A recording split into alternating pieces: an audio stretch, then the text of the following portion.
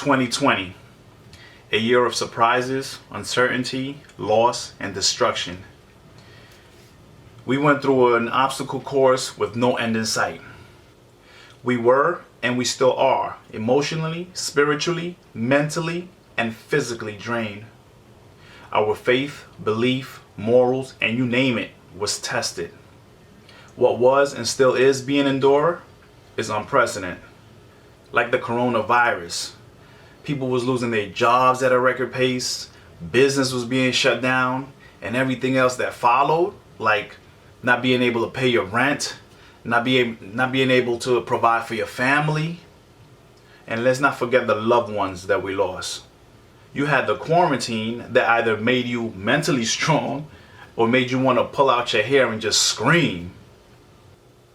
Then we had people that were taken from us way too soon, like friends and family, Kobe Bryant and everyone in the helicopter, Chadwick Boseman, the explosion in Beirut, the brush fires in Australia, the wildfires in California, and let's not forget the protests, fighting against racism, discrimination, injustice, murder, and the non-ending fight for equality. And then we had the readjustments.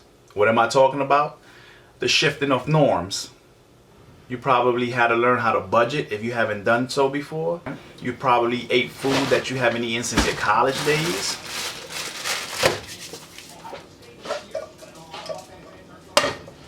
And you probably had to learn how to cut your own hair or do your own hair.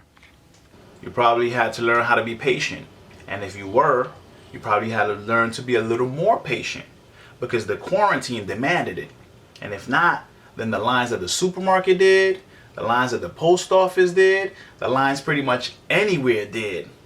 Or maybe it was learning how to deal with your child's remote learning. I bet you never thought you had to return to school. You're probably still trying to figure out how to do third grade math. And how many times did you forget to change into your superhero costume before walking out the house? For some of us, all of this was easy, but for the rest of us, I feel your pain. And for the ones that came out unscathed, less pain, less sorrow, less difficulties, bless you. I said all of this just to say, you are still here. Yes, you were bent, but we're not broken. And you did not persevere and came this far just to come this far. Continue to dig deeper.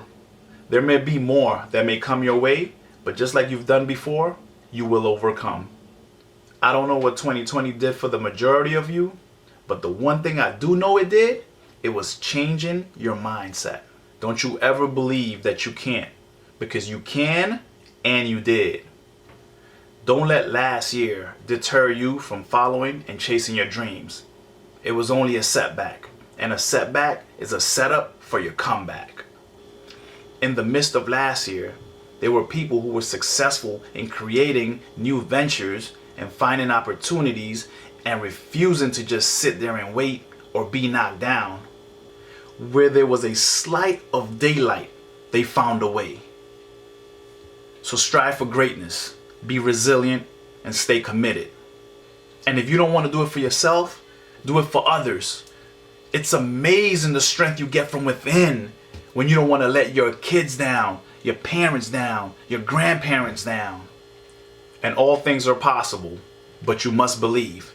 You can't see things, then believe, especially if they're not there. You must believe, then see things through. It's a new year and a new you. Be determined, persistent, and relentless, and go get yours. Do what needs to be done by all means, and let's make it happen.